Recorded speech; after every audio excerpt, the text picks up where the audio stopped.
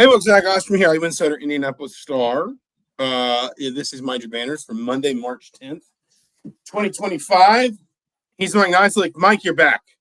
Are you rested from your long journey? No. No. Little under the weather. You're still on P and W time. Is that what you're saying? No, the time change is fine. It's the cold that I caught. Yeah. Well, my son has a double ear infection, so he feels your pain. I had him at the doctor's office about an hour ago, and the nurse, he's a 3-year-old, the nurse said, which ear does he say is bothering him? And I said, his right ear. And without laughing or breaking character or missing a beat, he just goes, yeah, not my wrong ear. So there's your Eamon joke for what character was he playing that he did not break? Well, what I mean is, like, I don't think he was trying to make a joke. Like, he because he doesn't know right and left, but he knows right and wrong. So I think that's where that came from. Anyway, this is not sick chat, although I think we're all going to get there with the changing of the weather. This is IU basketball chat. We're going to start here by just kind of recapping. I guess we've talked about it, obviously. Just kind of in fits and starts. We've talked about, kind of games basically kind of as they come.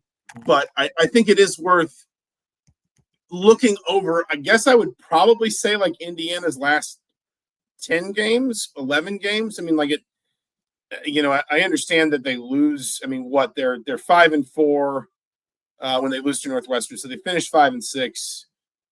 But I mean, it's worth saying they don't lose a single game other than Wisconsin by double digits in that stretch. There's a couple games, frankly, they probably should win that they don't.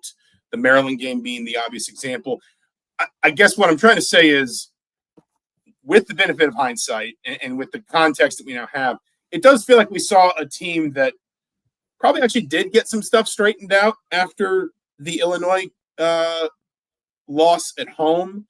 The problem it created for itself and the reason why the stretch run was so stressful, and I don't think it will, but bid thieves notwithstanding, Selection Sunday might still get stressful depending on what Indiana does in the Big Ten tournament this week, is that ultimately, even though Indiana did get some of that stuff fixed, it kind of took too long to start adding the results that it needed just to keep this season kind of pointed more comfortably toward the NCAA tournament. Do you think that is fair? I don't know. I mean, not really. I mean, it was of a piece. Like, if they win that Oregon game, maybe. I mean, it's like they got 2 wins against anybody that finished above them in the bracket, essentially. Yeah. The one Purdue at home, and then obviously the Michigan State. I mean, those feel like outliers more so than like of a piece with the rest of the season. The sort of the struggles, sort of back and forth, feel more like what this team sort of put on paper. I mean, the Ohio State game, they're down at halftime and come back in the second half. That's sort of, to me, what this team's been.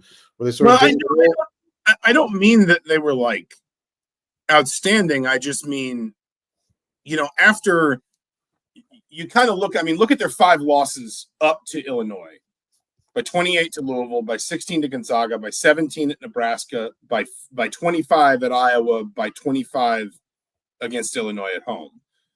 I mean, that was, to me, symbolic of a team that, other than that sort of brief burst of sunshine around early January, just, or emblematic, I should say, of a team that just looked like it was just kind of going nowhere this season. That, like, I mean, if you'd asked me what I thought Indiana's Big Ten record was going to be on the night of January 14th when they get booed off the floor at home against Illinois, I would not have guessed 500. I mean, I would have said generously maybe 8 wins because of just how bad they looked. And I'm not suggesting they turned. But I mean, the swing then is 2 wins. I mean, that's not a huge swing. I'm just saying, like, it's very clear, I think, that this team's essentially what they got back.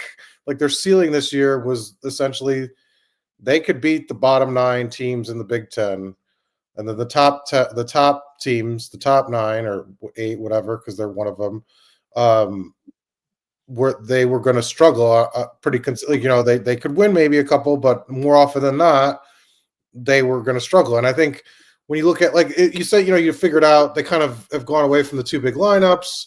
They've obviously changed their starting lineup quite a bit. I think it's interesting that in Ohio State down the stretch, I think somebody put not one of the players on the floor was one of the other than Luke Goody was a transfer, right? Like they went with all the kids that they sort of high profile guys are on the bench. The three of the top 25 signees that they got in the 24/7 rankings. So it's did they figure it out? I mean, a little bit, but I mean, I don't think they ever sort of achieved what they were hoping for this season. And I think it's clear that they had a ceiling that was much lower than what it was supposed to be. You could feel good about 10-10 in the sense it could have been much worse, especially after that 5-game losing streak. But at the same time, I don't know how much credit you give them for mostly beating teams that were below them in the conference. You know what I'm saying? No, I get that. I mean, I would say I think you're underselling a couple of the performances there. I mean, they flatly should have beat Maryland.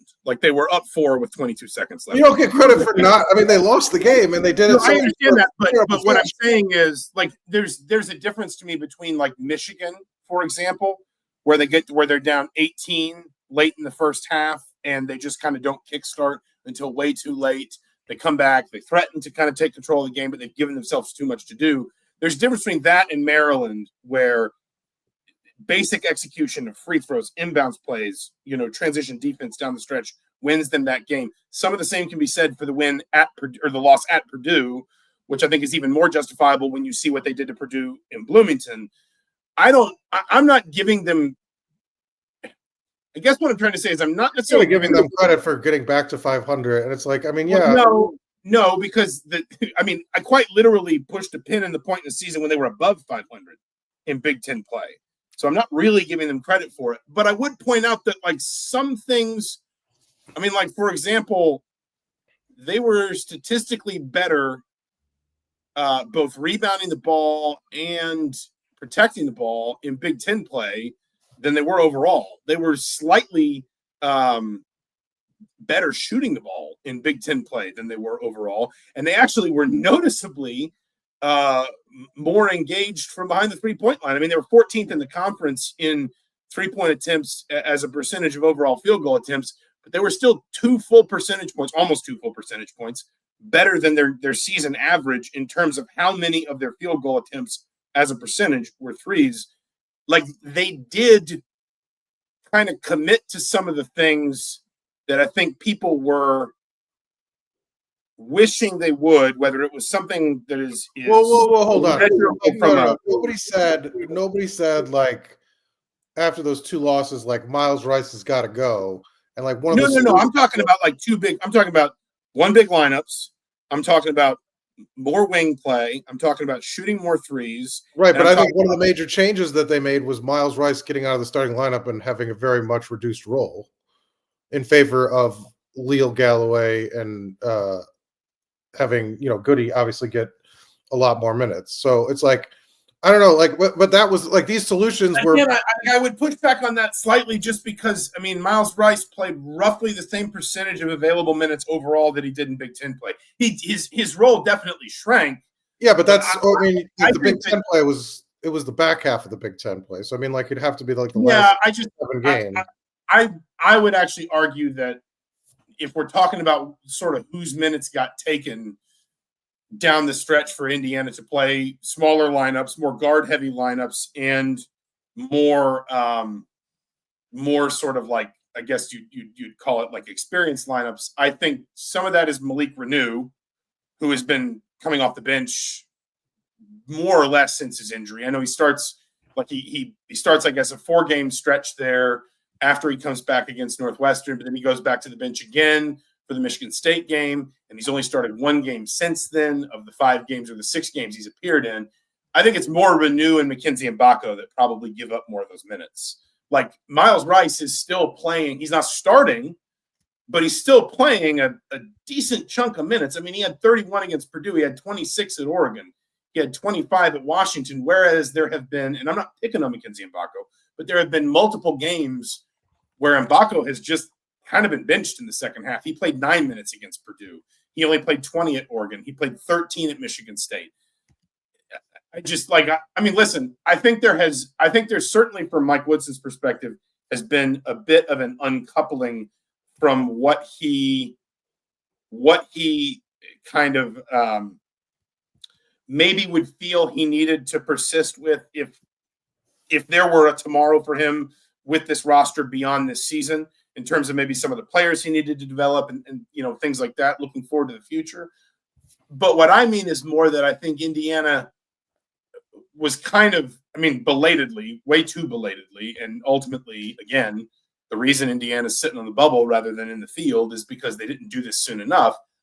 I do think Indiana was able to pivot to some things from a more of an aggregate statistical perspective, tempo control stuff, efficiency stuff, that frankly, I think we all thought they should have gone to earlier in the season, whatever the personnel that got them there, that, at least to some extent, I think is part of why they're able to win 5 of 7 down the stretch. Again, but I don't think it got them. I guess my point is that it only got them 2 wins against teams that they like. Yeah, no doubt. Beat Washington. And my point is, the caveat to that is it still didn't get them enough that it probably should have. When you look at a couple of the games that, like, literally, if they won the Maryland game, just that game, and that game alone, they're in the field no matter what. They are comfortably in the NCAA tournament no matter what happens this week in Indianapolis. So, like, it's those margins that we're talking about that Indiana still wasn't able to turn. Right. And so I just don't give them a ton of credit, because, like, no matter what lineup they would have rolled against Washington, they would have beat that team. Same thing I feel like for Penn State. Like, the only two the two win, like, the big wins were Michigan State and Purdue. And that's not a ton of success for a season, right? Like, I don't know. And so it's just, to me, they certainly, the body of work in those last, I think, 7 games was better than what came before it in the Big Ten specifically. But most of what came before it was pretty terrible. So it's like, I just think you can make a compelling argument that they were building back onto that path before they won at Michigan State.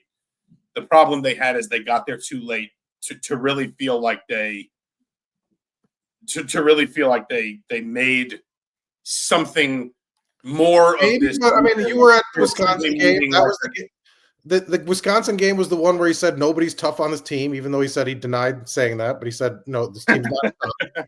And then the Michigan game you mentioned, where they just didn't show up. So, like, I think, I don't know, like, I think you're being, like, if you were grading, if you were a professor grading papers, like, you definitely want your class, because you'd be giving out A's like crazy. Where it's like, this is not, they do not get like a B for effort. Like, I would not give them a B for this season.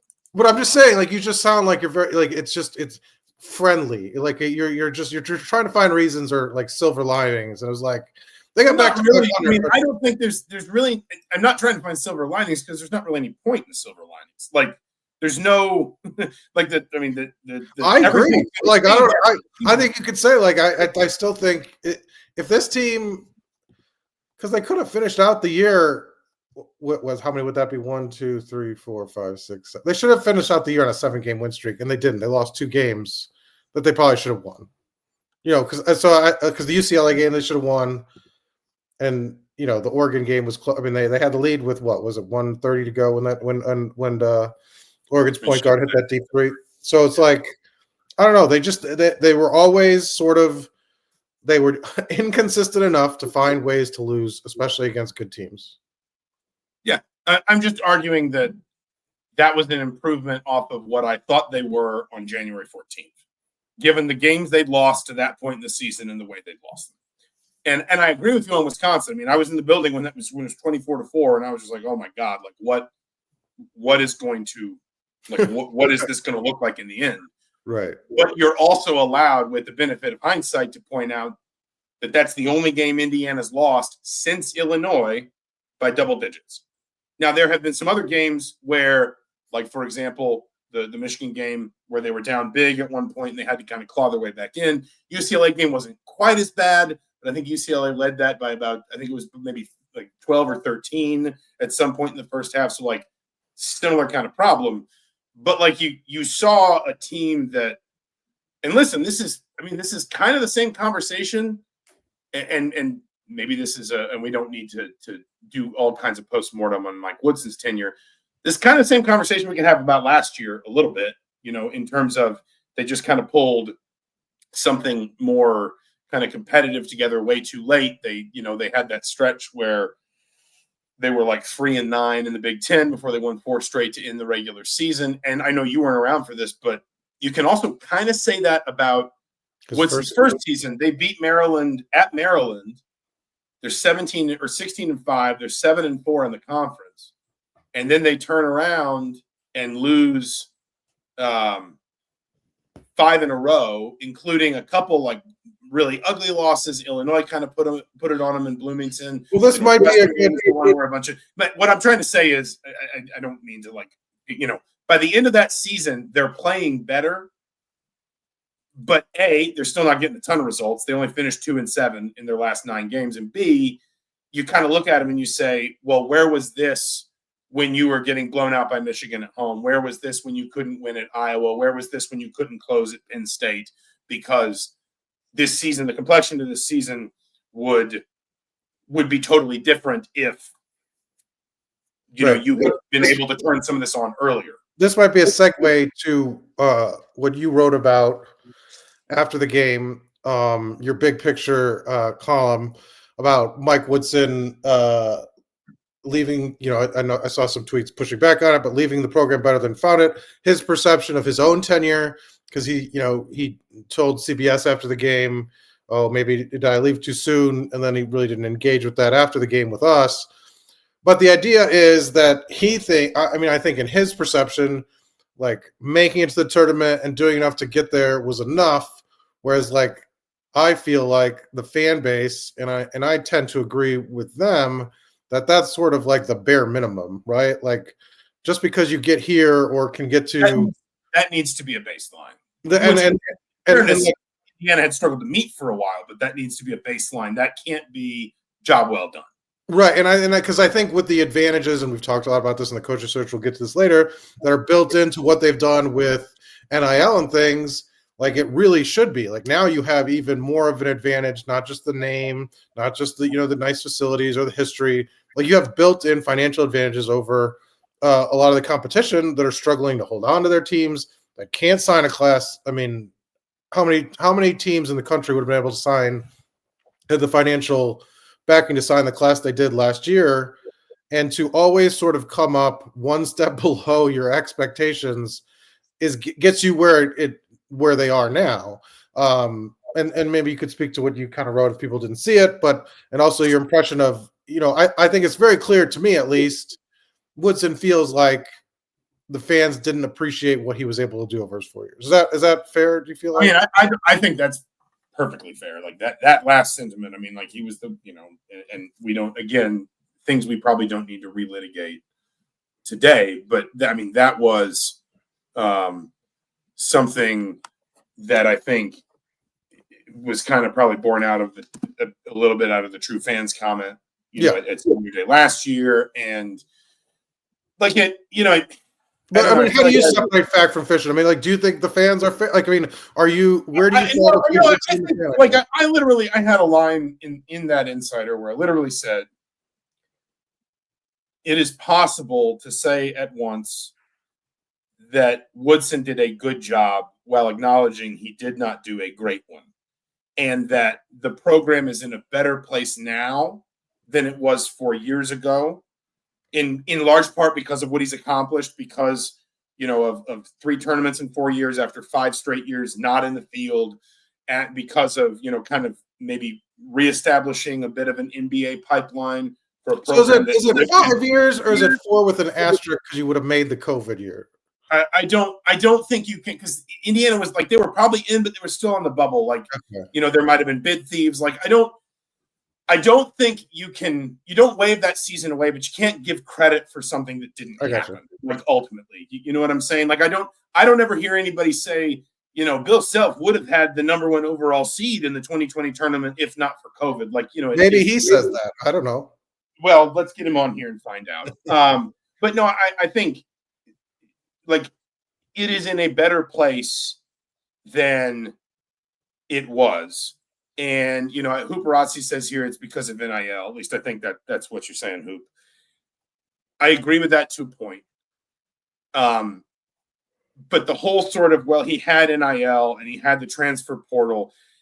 The problem I have with that argument is it frames it as though that stuff existed before and somehow Indiana wasn't allowed to avail itself of it. Like Archie Miller and Tom Crean were competing according to the same rules, that we're competing according to the same rules that everybody else was then, in the same way that Mike Woodson is now. And Hooperazzi says, and I don't think this is totally unfair. Could Woodson have recruited 5 years ago? Maybe not. Can you sit here and promise me that Tom Crean or Archie Miller would have managed an era in which their rosters could have left en masse after a really bad season? No, I don't. I'm sorry. Like, I was around for that. I think I can point to multiple. List all the players that would have entered the transfer portal. Exactly, just roster after roster. No, seriously, like I can give you examples of seasons after which I suspect you would have seen Indiana sustain a significant talent drain. And so it's not a. It's hard to retrofit that counterfactuals where you say, well, if this didn't exist, he wouldn't be able to do this. Well, okay, but I can sit here and do the exact same thing with, sort of hypotheticals that would have applied retroactively to Tom Crean or to Archie Miller. The reality is these things happen.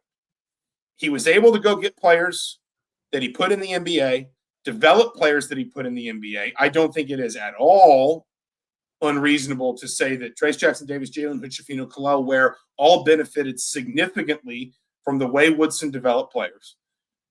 He reestablished an NBA pipeline, at least to some extent. That stuff can get a little bit overblown, but like it is important to be able to point to recent, sort of recent opportunities or recent entrance into the draft and the success that players have had. But it's okay to say that and also say that ultimately the overall body of work just wasn't good enough. And that it's, people who are suggesting that are not being unfair. People who are like, of course, there's always going to be like a vocal minority that goes too far or, is too sort of zero sum or unreasonable or whatever. But like the majority of people just saying, hey, listen, this was good. But like I said, it's minimum requirement, not job well done. And at a time, I think, where it is fair to bring the NIL in to the conversation, the transfer portal rev share, in a time when we are more capable of measuring the capacity of a program than ever before, because you can literally look at it and say, this is how much money you have to put a roster together. Not like a soft power stuff like, scheduling or facilities, but like literally you have this much. The average team in your conference has this much. The average high major team has this much, etc. Good, just good, and no better than good, and not really a reasonable path. Again, going back to talking about this season and the way that maybe Indiana deserves some credit for pulling things together down the stretch, but also this is the third season in 4 that it feels like we've had to say that about a Mike Woodson coached Indiana team, that it wasn't until February that we really started to see it play with the sort of urgency and sharpness it needed to get done what it needed to get done into the NCAA tournament, that you don't see a reasonable path to something better under the status quo. And so and I think the question's about just his ability to sort of build a cohesive roster, not just get the most out of the roster that he had, but the flaws and sort of like, just like, I think we said a lot last year, Mike Woodson, sort of the GM was Mike Woodson, the coach's worst nightmare, because he just didn't sort of, last year they had holes on the roster that they could never overcome at guard.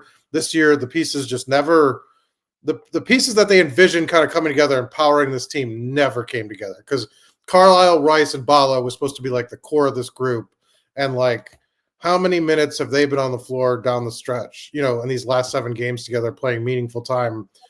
Whatever, and Carlisle's been a basic part-time player at best, that down the stretch. It's just so it's like you said, it's hard to see.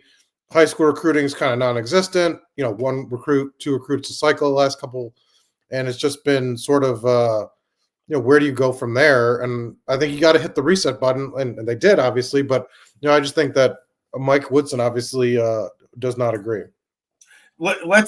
I do want to talk about the rest of this season, or at least just kind of what's next, because a lot of people are talking about coaching stuff in the comments, and we are absolutely going to get to that. But it is worth saying, like, the season's not over.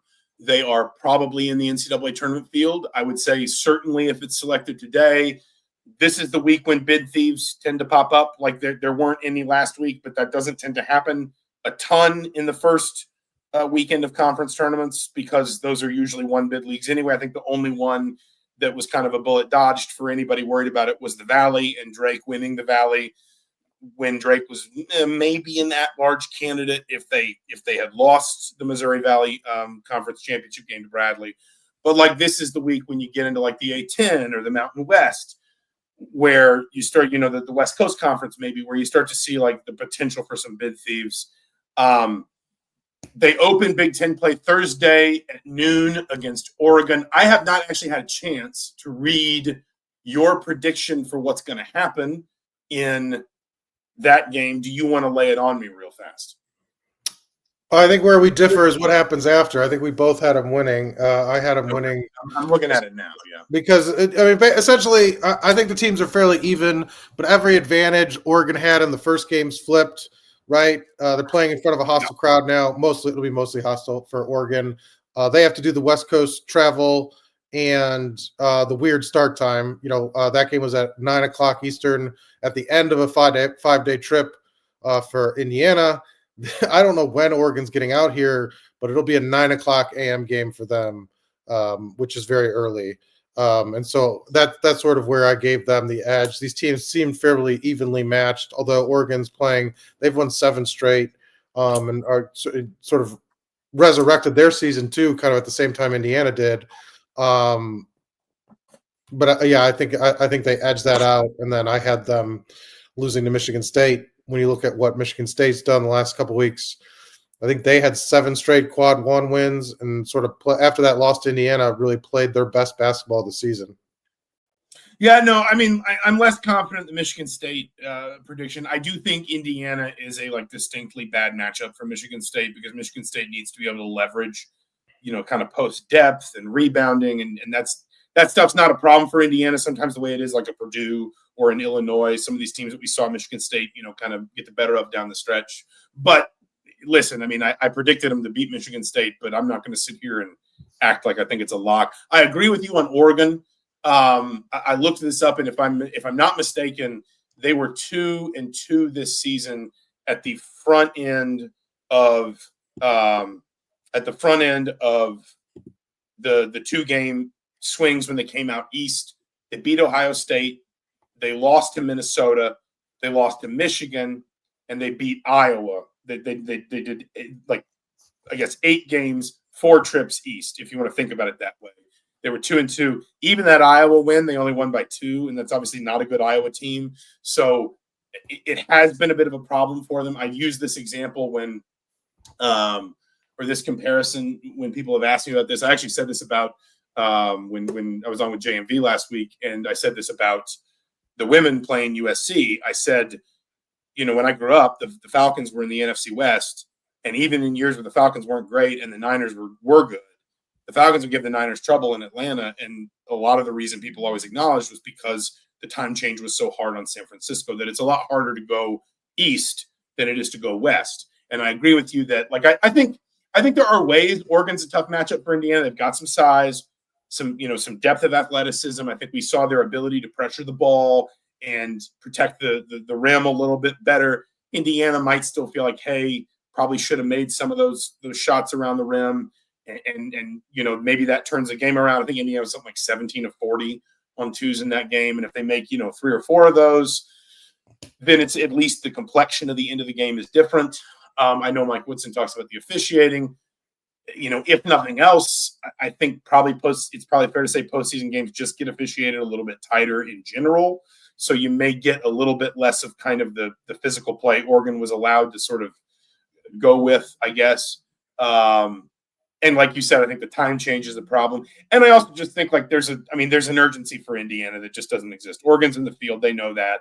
They're probably not going to win the Big Ten tournament. Neither is Indiana. But Indiana could use a win a lot more than Oregon could. And so I think that all those factors, kind of lend themselves toward, unless Oregon just comes out and just starts, bombing threes, which happens every once in a while in tournament play. I picked Indiana to beat Oregon. I picked him to beat Michigan State. Again, I'm not, super confident in that, but I do at least think it's possible. And then I think I had him losing to Wisconsin in the Big Ten semifinal.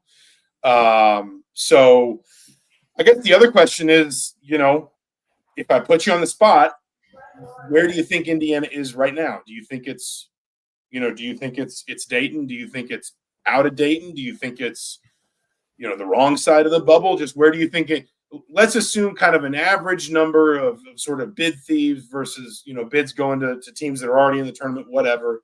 Nothing crazy outlier one way or the other. Where do you think this team is right now going into Thursday afternoon?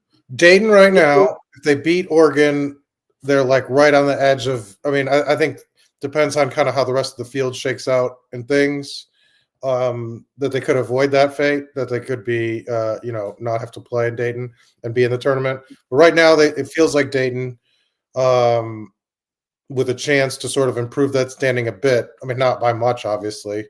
Because it's just hard to envision this team making a sustained run. Yeah. And so that's kind of where I see it. If they lose, I think that you could book it, right? Yeah, I think if they lose, Dayton's a likelihood, although you acknowledge that, they're not the only team, right? That's right. The other bubble teams can lose too. I do think it's interesting, like their net ranking is about as high as it's been in a while. They're 52nd, so it's not hard to imagine 1 or 2 wins getting them into the top 50 for the first time in a while. I think the two things that work in their favor, number one, they have quality road wins, which is just something bubble teams usually don't have a lot of. And the number two is, and this is kind of one of those, like, I don't know, I think people have different opinions on how much credit you should get for this, but they are and are likely to remain perfect outside quad one. So like there is a firm sort of, a clear kind of. But I will say a lot of the teams, when I did that comparison, there was only like 2 or 3 teams with bad loss. Like, a lot of the teams they're competing with did avoid those as well. Well, but they're not in that's not as impressive of a feat. It would be if there was like 7 of the 10 of the bubble teams had those losses, but it's just not that way. Well, you say that, but like, okay, Texas has 4 quad 2 losses. Vandy, which I think is in the field, has 3 quad 2 losses. Xavier has 2 quad 2 losses and only 1 quad 1 win. Boise State, which I think is probably out of the field right now, has 2 quad 2s, a quad 3, and a quad 4. Oklahoma's got a quad 2 and a quad 3. What I'm trying to say is, like, it's not a ton, but it does add up a little bit. And it's kind of one of those, like, here's the problem is, or not the problem. People always criticize the committee for sort of shifting the way they compare teams. The problem is the committee's got to be able to find common data points that it can use to separate them. You can't come in and overlay the same rubric on everybody every year, because if you have a group of teams where one of the common data points is, I don't know, road wins, then they've got to use that as a separating mechanism. So it just it depends a little bit on basically how the committee winds up sorting through all this. I do think there's a conversation, I don't really want to have it today, about just like the sort of centralization of power that is happening in basketball the same way it is in football with the SEC and the Big Ten. Like, I think if The SEC and Big Ten could have come for like half the bids. So. Yeah, I mean, like just because Indiana played 16 quad one games this season. Like it's just you get so many opportunities because these conferences have consolidated so much of the power and so much of the influence that what happens is they start bouncing back and forth off one another, and just like everyone keeps inflating everyone else's net ranking until basically there are no bad losses. And the problem you have there is go to a Xavier, which only got 9 quad one games. Now they lost 8 of them, so like don't weep too much for Xavier. But Indiana quite literally played 7 more quad one games than Xavier, and Xavier is still in a pretty damn good conference. I think that's something that's not necessarily going to happen all over the place. But SMU's SMU's not going to make the field without winning the ACC tournament. But SMU only played 4 quad one games all year, and they're in the ACC. I mean, that is a problem. And I don't know how exactly, Villanova's another one, only played 9 quad one games this season. I don't know exactly how you reconcile that, because the problem is what happens is, and I'm not accusing anybody of being a slave to the formulas, but we do, we have really built analytics into the selection process for the NCAA tournament. It's been that way forever. We've just kind of replaced the RPI with the net and Ken Pom and so forth. The problem with the analytics is the formulas can get locked into a little bit of a loop where the conferences, the formulas love the conferences so much that the conferences just keep boosting themselves. Again, that's a philosophical discussion we don't need to get into, but just to lay it down, you say beat Oregon. No, sorry, I don't know what just happened in my house and what noise that was. Oh, was that your house, not my house? I believe somebody screamed. Somebody scared somebody. So you say win 1, lose 1. I say win 2, lose 1. Either way, I think if they beat Oregon, they're probably out of Dayton, because I think among bubble teams, I think they're basically to me, they're in the field, but on the Dayton bubble, if that makes sense, and maybe just the right side of the Dayton bubble, depending on results elsewhere. And I think one more win knocks them out of Dayton. Are you doing the New York Times needle, essentially? Likely, unlikely. We're trending away from Dayton. It's a toss-up, but leaning Dayton, leaning not Dayton, leaning out of Dayton. For the record, beat writers, Dayton's a great city, but beat writers would love to not have to do Dayton and then immediately turn around and travel at the end of the week. 2022 took months off my life. Do you any other business before we get into the coaching search stuff here? No. All right. There's been a lot of talk in the coaching search. In the comments, I've put some of these comments up here.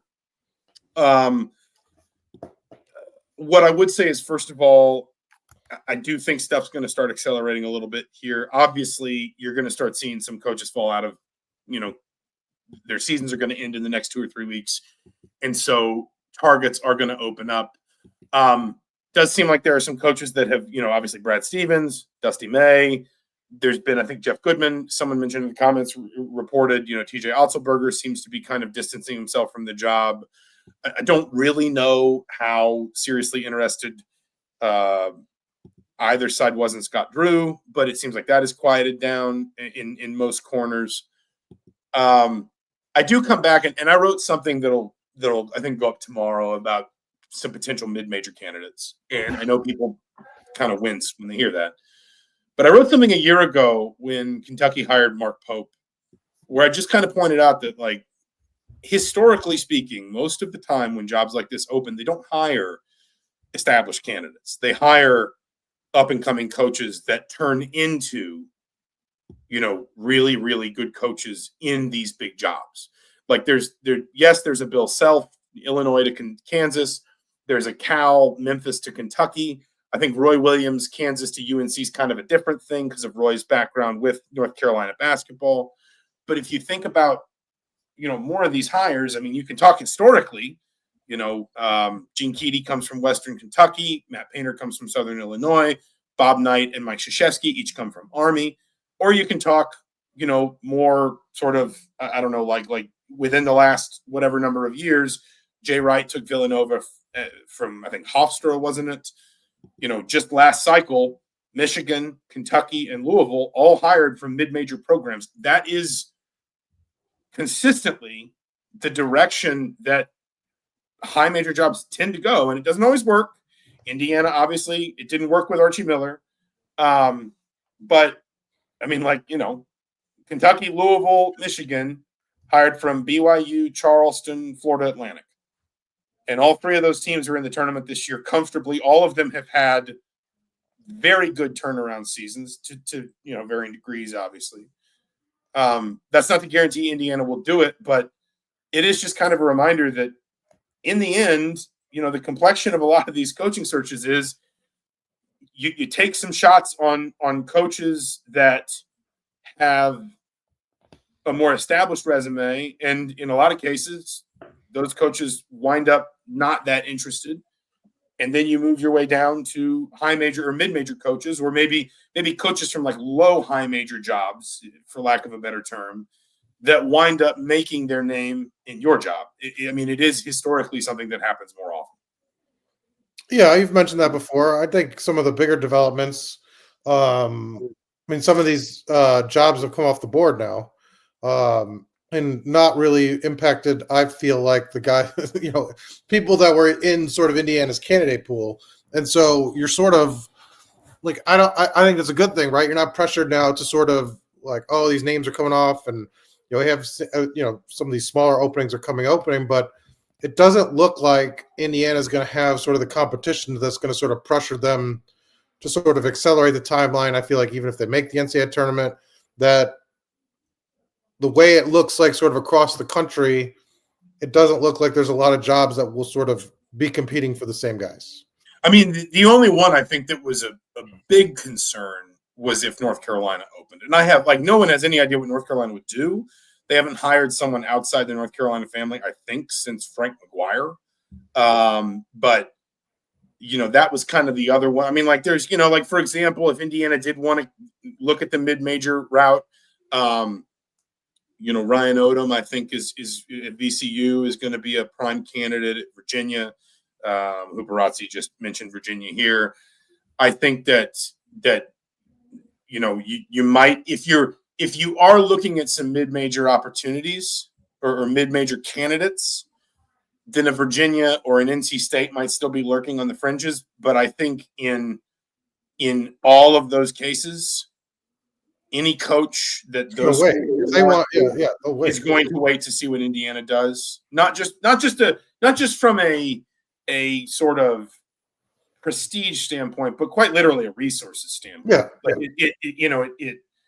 If you can get into the Big Ten of the SEC, you need to get there. The one weird outlier, and Huberazzi brings this up with Providence and whether or not Providence moves on from Canada English, and I don't know what Providence's number is going to wind up looking like. There are going to be some Big East schools that have more money to spend than anybody because they don't have to serve football, and they're going to be able to fund revenue sharing at a level that that schools with football won't be able to. Even a school like Indiana that's going to put more money into rev share than the average is still going to have to split off a healthy amount for football. And so the Big East is going to be this weird paradox where you're like, and Jeff Borzello and I talked about this in the podcast last week, where you have more money and increasingly less political influence in the sport. And so I don't know how short term, and I don't know if Providence is going to be able to fund at that level. But I don't know how some of those Big East jobs, if Villanova opens, for example, how some of those Big East jobs will be viewed. But, an ACC program is not going to have the pull that a Big Ten program is going to have right now. It's certainly not a Big Ten program like Indiana that is going to be able to make certain assurances around rev share and NIL and just like the infrastructural resources available to its head coach. Yeah, I don't see any. I mean, if you're a coach that's sort of in the mix or like hearing from Indiana and you're hearing from NC State, like you wait to pull the trigger to see what direction Indiana goes in. I just think that's obvious. I mean, it's the gap is growing. It's not getting any smaller, right? It's just going to get bigger. And like you said, some of those teams outside that don't have to worry about football will have more revenue sharing, but I mean, they could suddenly end up just not even part of a tournament. So it's like, right, it's like, I mean, you could have the rug pulled out of you so bad that you're just like, what am I going to even do now? It's like the Big East is in danger, I think, of losing a seat at the table. So Yeah, like you can that's what have I'm all saying. the rev share in the world. If suddenly you have no control over like what the postseason looks like, for example, I mean that's tricky. I think the other part of this, because like you said, the money's going to keep going up, and obviously we don't know exactly what the future is going to hold. But like the rev share number, for example, this year is 20.5. It's going to go up by 4% next year, so it's in the 21 something range. Then it'll go up another 4% in year 3, so that's over 22 because it's obviously compounded. The way they got to this, and I think we've talked about this in podcasts before, the way they got to this, though, is everyone thinks they basically just did the pro model. They took the average annual revenue of a Power 4 athletics department, they cut it in half. The way that, the pro model cuts the TV deal in half, gives half to the owners, half to the players, whatever.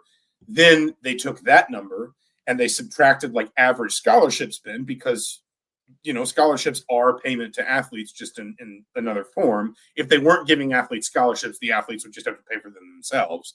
So it would all kind of come out in the wash. And they got to this rev share number. The point here is, as this number continues to evolve, if that's the formula or the process for continuing to calculate it, and I don't see why it wouldn't be, because again, everyone thinks they just base that off the pro model. What are the athletics departments that are going to drive that number up? It's the Big Ten and the SEC. And you're already in a place where I wouldn't be stunned if there are a handful of ACC schools that sometime within this first 3-year window can't fully fund revenue sharing, at least not purely in money. If we get to a place 5, 7, 8, 10 years down the road where that number is pushing 30 million or maybe even more, and I'm getting kind of out on the shaky edge of the tree branch here, but I don't think it's unreasonable to believe that for, maybe by 2031, 2032, we're talking about a rev share number that's north of $30 million. If they're still calculating it on the average annual revenue of a college athletics department, what athletics departments are going to be driving that average up? It's going to be the Big Ten and the ACC. So basically, they're going to be creating their own cap room that other conferences are not going to have nearly as much sort of consistent across the board ability to fill. And I think it's the same reason you see assistants from outside, or like assistants taking lesser jobs or coaches taking lesser jobs to come into the SEC and Big Ten rather than coaching jobs outside of it, like head coaching jobs. It's like you're just going to see these opportunities. It's like you're in the SEC or Big Ten or you're not. And it's going to make it's an increasingly huge competitive advantage to be in those two silos versus outside of them. Yeah. No, I mean, it is. And I think we talk about that so much through the lens of football. Yeah. But like it does still apply to basketball. Absolutely. The political power resides first and foremost with those two conferences. Increasingly, the financial power does too. And so, like, if you're going to be a candidate at a Virginia, I used Ryan Odom as an example. If you're going to be a candidate at Virginia, then there's really no reason. Or if you think you're a candidate at Indiana and you are a candidate at Virginia, there's really no reason not to wait on Indiana and just kind of see what happens. I think, in all likelihood, Indiana is the domino that everyone else waits to fall. And listen, the other part of this too is everyone knows they're probably not going to have to wait that long, because Scott Dolson got to start this search on February 7th. And so, Indiana has already engaged turnkey. There's already, conversation happening behind the scenes. The search firm is doing kind of its plausible deniability communication with representation and agents and so forth. So there's every chance that, whomever Indiana wants to target, basically the moment they fall out of the tournament, it goes like this. I mean, last year, Dusty May was hired. I think he was announced on March 24th. Florida Atlantic's season ended in the NCAA tournament on March 22nd. Like, that's how quickly Michigan was able to move, within about 48 hours. And, Dusty May was Louisville, Michigan, and Ohio State. Pretty much all three. We're all waiting on Dusty May. And, I think Ohio State announces Diebler that Saturday night. I think the presumption is it got some kind of heads up that Dusty May was not going to take the Ohio State job. Louisville needed a little bit more time with Pat Kelsey, but not a ton. These dominoes are going to move fast. And if Indiana is the one everyone's waiting to fall, and it is, I mean, it almost certainly is, everyone also knows they're not going to have to wait that long, because in reality, Indiana, once its guy, whoever that is, becomes available, Indiana's going to action that pretty fast. So, do you want my list of mid-major candidates? You're spoiling your article that you're posting tomorrow? Well, I mean, I don't know. Is that bad? Will people read? Will they not read? I don't know. It's up to you. It's your story. Tyler asks here, do you think the influence when we hire a coach? I think the house settlement has a bigger influence. So the portal doesn't open until March 24th. It used to be that the portal opened on the Monday after the conference championships, the Monday of the first week of the tournament. Now it's the Monday of the second week of the tournament, so the day after the first weekend concludes. The other thing that's worth saying too is a lot of guys will go in the portal, but it's not like everybody's going to go in the portal and be out in 24 hours. You can have a couple days there, a little bit of buffer, assuming your coach is available after the first weekend to hire them and get them on campus and get some things rolling and set up. I am also interested, to see, I mean, at least in theory, Indiana can have the NIL deal conversations under the old NIL rules, the pre-house settlement NIL rules, with its current roster coach. So there can be at least a little bit of kind of a, hey, if you just give us a couple days, you can still go in the portal if you don't like where it's going in the end. But if you just give us a couple days, this is kind of the sort of thing we could offer you if you jive with the next head coach. Because before the house settlement's approved, which is expected to be April 7th, I know we've talked about this before, but it's good to refresh. Before the anticipated settlement approval on April 7th, programs can still, in departments, whatever, collectives essentially, can still hand out NIL deals under the old rules, where there's no requirement to justify fair market value. Beginning with the settlement of the house case, which again is anticipated April 7th, any NIL deal has to satisfy the fair market value requirements. It has to go through the NCAA clearinghouse and go through the fair market value analysis. So basically, that's more, I think, where you're gonna, any team, not just Indiana, any program is going to want to give their coach as much lead time between their hiring and that date as possible, so that you can, basically run with the old money for a year and not have to go through the clearinghouse, and then let kind of the clearinghouse develop for a few months, evaluate how that process works, and adjust your approach accordingly. So I thought it was just worth answering that. Mid-major candidates, I had 6, and I'm struggling to remember them now. Good list. When you can't even name it, it's a good list. It's obviously well thought out and constructed. It was. Oh boy, you can't look it up. Do not look it up. You're not looking it up. I'm not looking it up. It was Ben McCollum, Bucky McMillan, Nico Medved, Ryan Odom, Jared Calhoun, and who am I forgetting? I'm forgetting one. You should have not made the list. Alan Huss at High Point. And I mean, I tried to lay out, like, there's some arguments in both directions. Like, those are all guys that have had varying degrees of success. There are kind of drawbacks to any of them. For example, like, both Calhoun and Odom. Calhoun's the head coach at Utah State. Odom's been at Utah State and VCU. They both come from programs that have a bit of a mixed track record in terms of, like, maybe it's the program that wins. Like, VCU, for example, Mike Rhodes has gone on to Penn State and obviously not really, like, kind of gone, at 80 miles an hour there. Utah State's had multiple hires come through. Craig Smith just got dismissed at Utah. Danny Sprinkle had a really rough first year at Washington. Indiana fans will kind of maybe look a little bit at, like, for like Archie Miller at Dayton and say there are some of these mid-major programs where it seems like it's the program as much as it's the coach.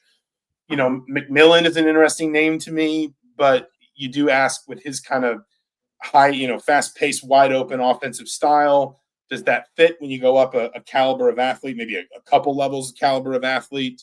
There's also, I think, been talk he wants to stay down south. Anyway, those were I won't spoil the whole thing. IndyStar.com/sports, first thing in the morning. You just named them all, so you did spoil it. But I laid out arguments. Just at the end where none of them are candidates, and it was really somebody else. Like that's how. Where I just made up all those names. Yeah, like these don't even exist. Here's the actual candidate that you've made it this far in the article. Because now people are going to be expecting like a cliffhanger of some sort, and now you've ruined it. Well, only the 72 people watching. I mean, still 72 people are going to be. I hope they send you 72 nasty emails. Where was the twist? I mean, I don't get 72 nasty emails in a month. I get 72 pitch emails in a month. Does that work? Does that count? No. Okay. Well, any other business? Not particularly. Not particularly. He's Mike Niziolek. I'm Zach Osterman. This has been Mind Your Banners for March 10th, 2025. We will be back. I guess I don't know how practical it's going to be to do live post-game podcast from Gainbridge Fieldhouse, but we will certainly talk again at latest after Indiana's NCAA tournament fate is announced and sealed on Selection Sunday. But between now and then, for the Indianapolis Star and the Bloomington Herald Times, I'm Zach Osterman. Thank you so much for joining us. We'll talk to you soon.